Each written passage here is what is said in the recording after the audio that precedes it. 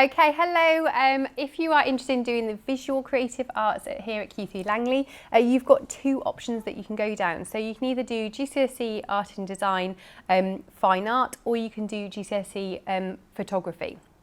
Within that, they are both broken up in exactly the same way. They won't look the same way in the final outcomes, but they are marked and they are, throughout the 2 years, will be constructed in the same way. So you have component one, which is your portfolio. That runs for about a year and a term, so just before the Christmas of year 11. You will create either a range of different portfolios or projects within that portfolio, and then you'll do something called further work, which is all about experimentations, going to gallery visits, things like that. That's 60% of your overall grade that goes on that, and that starts right from the beginning. As soon as you start in year 10, that is your GCSE started.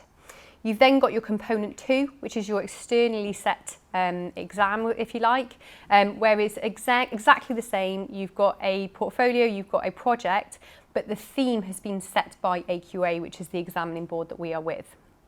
This is 40% of your overall grade, but you have a lot less time on this. At the end of that, you'll have a 10-hour exam, and it is a practical exam. It's not a written exam.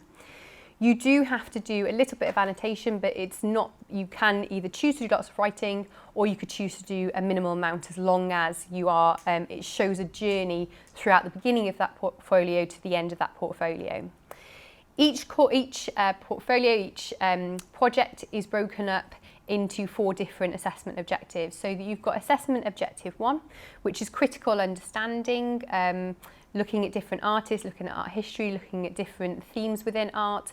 And this can be done again visually, or it can be done through writing if you so wish.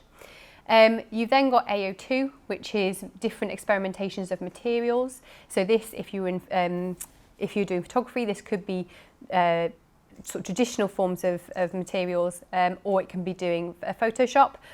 Within art, it can be lots of different materials. So we do ceramics here. You can do textiles work if you wanted to. Straight drawings, if you choose to carry on doing that, and that's your baby, then that's completely fine. You've then got AO3, which is your recording. So here it would be photography and drawing.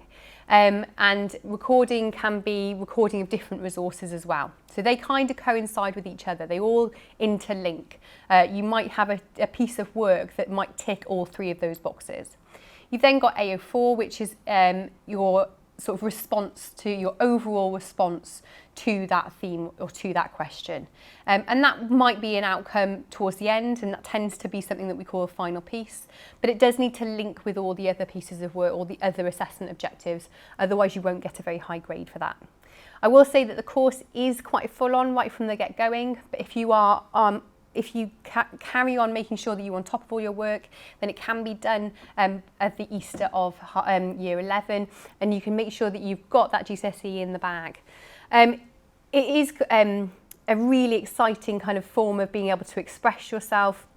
There are no rights and wrongs, and it's really important that you have an energy to want to do the subject, and an energy to want to kind of experiment different things and different themes that are within that, not that you get told what to do.